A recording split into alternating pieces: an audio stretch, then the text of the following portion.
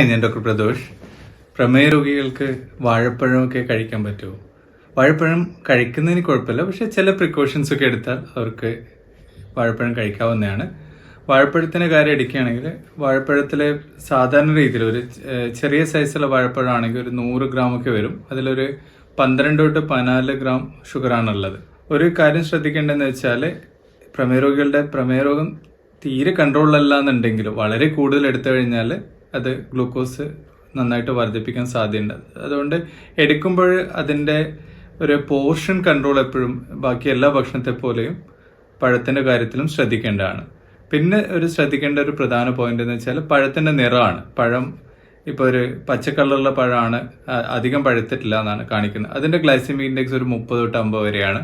പക്ഷേ ഒരു മഞ്ഞ നിറമൊക്കെ എത്തുമ്പോൾ ഗ്ലൈസമിക് ഇൻഡെക്സ് 50 തൊട്ട് 60 വരെയാവും. പക്ഷേ ഒരു ബ്രൗൺ കറുത്ത കളറൊക്കെ വരുമ്പോൾ കൂടുതൽ പഴുത്തു എന്ന് പറയും. അപ്പോഴൊരു ഗ്ലൈസമിക് ഇൻഡെക്സ് ഒരു 70-80 ഒക്കെ വരും. ഈ ഗ്ലൈസമിക് ഇൻഡെക്സ് കൂടുന്തോറും ബ്ലഡിലെ ഗ്ലൂക്കോസ് പെട്ടെന്ന് കൂടാനുള്ള സാധ്യത കൂടും.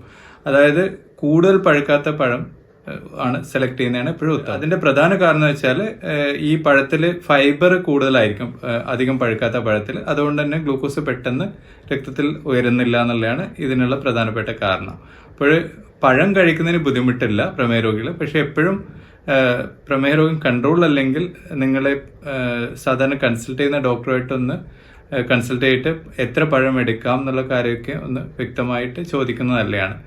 പിന്നെ ഒരു പ്രധാനപ്പെട്ട കാര്യം എന്ന് വെച്ചാൽ പഴം എടുക്കുന്ന സമയം എപ്പോഴും അതൊരു ഭക്ഷണത്തിന്റെ കൂടെ മെയിനായിട്ടുള്ള മേജറായിട്ടുള്ള ഒരു മീലിന്റെ കൂടെ കഴിക്കുന്നത് ഒഴിവാക്കണം. ഇടയിലുള്ള സ്നാക്കായിട്ട് എടുക്കുന്നതാണ് ഉത്തമം. ഇടയിലുള്ള ഭക്ഷണമായിട്ട് പഴം ഉൾപ്പെടുത്താവുന്നതാണ്.